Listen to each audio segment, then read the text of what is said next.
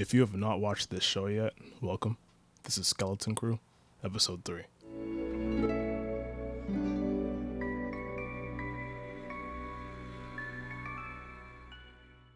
Episode 3 starts off with the parents of the lost kids all gathered into one room, waiting on the response of the security droids to determine where their kids are and how the situation came to be.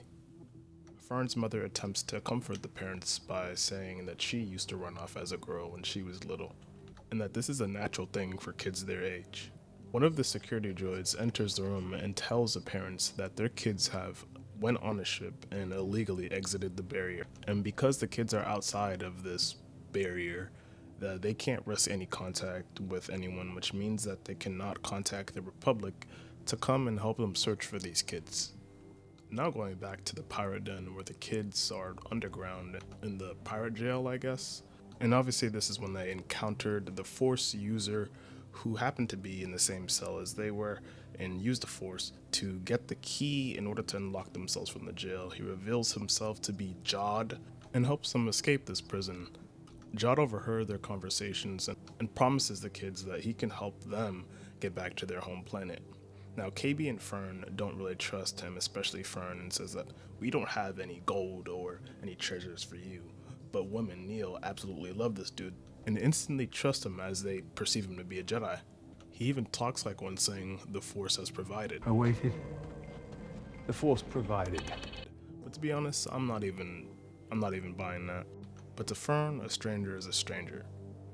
And she straight up says, there's no treasure on our planet. If that's what you're helping us for, you're not gonna get it. He denies this, and Wim and Neil back him up saying, yeah, he doesn't want this treasure, he's a Jedi. Fern reminds him once again, we literally just met this dude, we don't know who the fuck he is. The kids get into a little argument on whether this dude can be trusted. Obviously it's Wim and Neil versus Fern and KB, and at the end of the day, this is the only way they're probably going to escape the pirate's den, so they follow him anyways. Jod leads the kids through the pirate den and they try not to get spotted at all. The kids tell Jod that they don't know how to get back to their home world. Jod tells them that he knows a friend who has knowledge of secret routes, lost planets, all that type of stuff. The kids try to tell Jod that they left the droid SM-33 behind and that the droid helped them. Fern says, aren't the Jedi supposed to leave no man behind? The kids refuse to leave without SM-33 and they say, well, you weren't Jedi. You can probably save SM-33. And now Jod is forced to save this robot.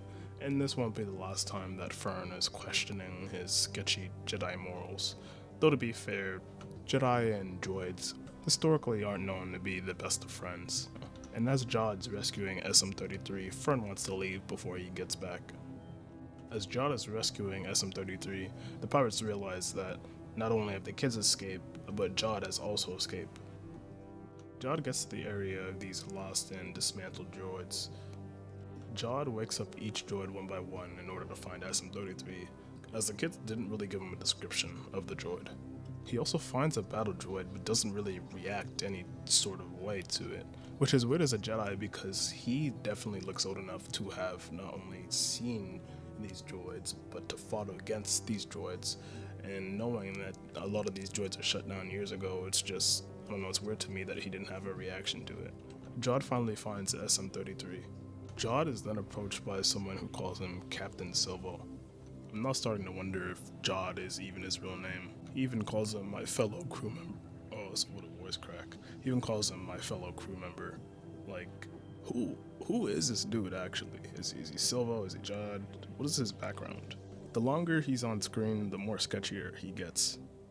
It now focuses back on the kids debating whether this dude is actually a Jedi or not, with Fern saying there are a bunch of ways you can make a key float, and just because you make a key float, that doesn't make you a Jedi.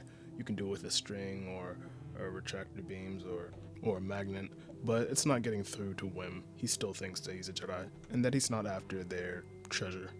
As all this is happening, Silvo is running for his fucking life, trying to get to the ship before they blow him out the air.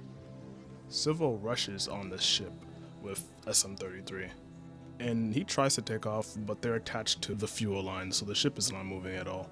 The cannon starts to lock to the ship, Silva decides to go to hyperspace as they're attached to the fuel line, which creates a crazy strong whiplash effect with the line, and it fucks up a big portion of the pirate's den.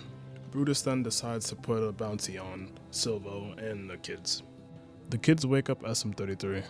Silvo then walks up to the dead body with the knife stabbed into it that Wim and Neil walked past when they first got on the ship. At the time, I thought Silvo had something to do with this dude's death, but that doesn't really make as much sense as I originally thought it did.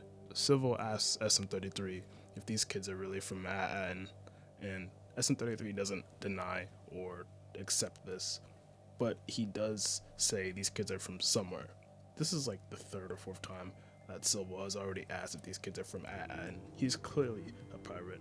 The kids talk about whether there's really gold on A'an.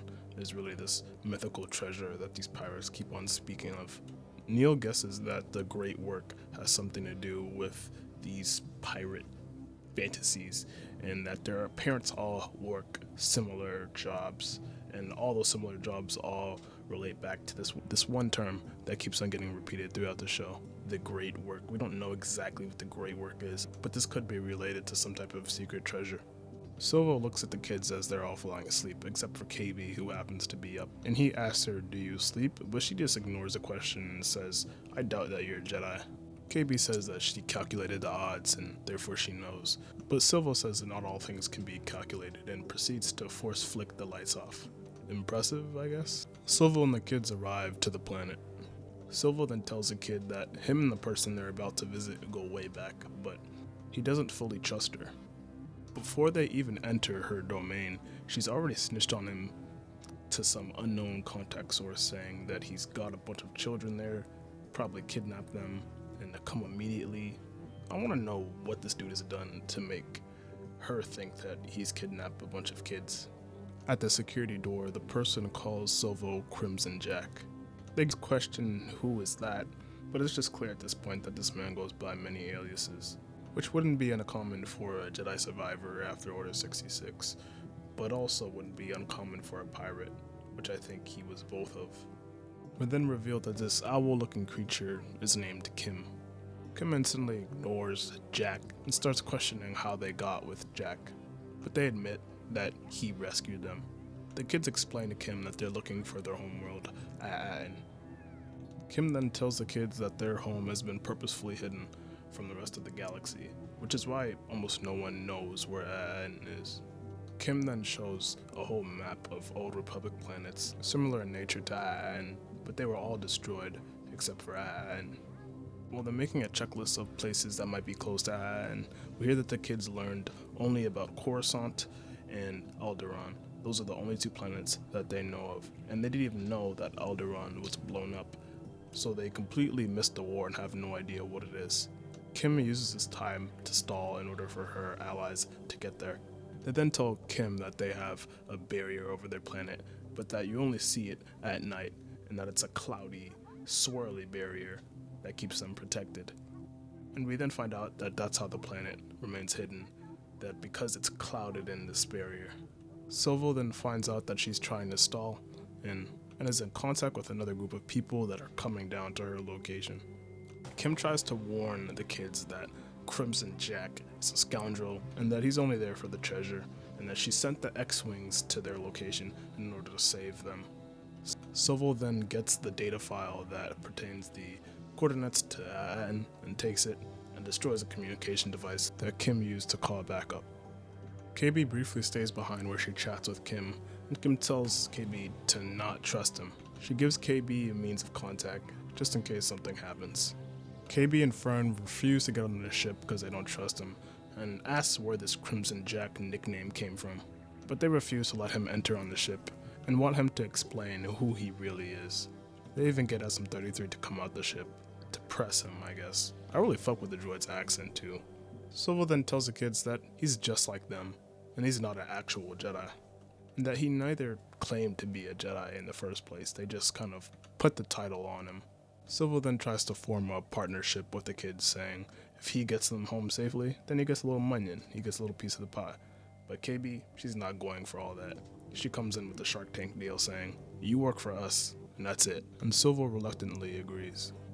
They get in the ship and start getting attacked by X-Wings, and Civil tells all the kids to man their positions. He makes Neil fly, he lets KB do whatever, he tells Fern and Wim to man the guns, and Wim starts shooting like it's a fucking video game. And for a first timer and a kid, Wim is putting pressure on the X-Wings, and even gets a little hit in. They hit the jump for hyperspace, and lose the X-Wings. The X-Wings caught it off as it was too risky with the kids inside the ship. When asking Kim where the kids may have gone, she'd even tell them, as she knew that they probably wouldn't believe her.